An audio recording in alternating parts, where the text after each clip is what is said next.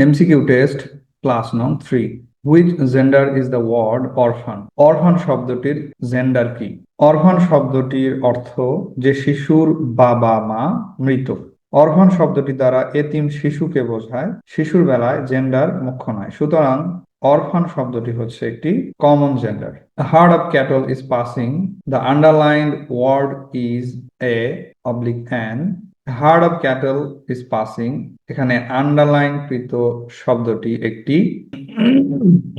collective noun hard দ্বারা সমজাতীয় প্রাণীর দল বা পাল বোঝায় যারা একই সাথে বাস করে খায় ও চড়ে বেড়ায় আর এই ধরনের নাউন হচ্ছে কালেকটিভ নাউন যে নাউন দ্বারা একই জাতীয় সকলকেই বোঝায় what is the adjective form of the word people people শব্দটির অ্যাডজেক্টিভ ফর্ম হচ্ছে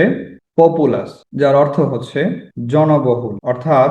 যেখানে বিপুল সংখ্যক লোক বাস করে fill in the blank she went to new market dash on foot কোথাও হেঁটে যাওয়া বোঝাতে on foot ব্যবহৃত হয় change the voice nobody trust a traitor কেউ ট্রেইটর বা বিশ্বাসঘাতককে বিশ্বাস করে না এটির সঠিক ভয়েস চেঞ্জ হচ্ছে a traitor is not trusted by anybody what is the noun form of the word love এই লাভ শব্দটির নাউন ফর্ম কোনটি লাভ শব্দটি একটি ভার্ব যার নাউন ফর্ম হচ্ছে লাফটার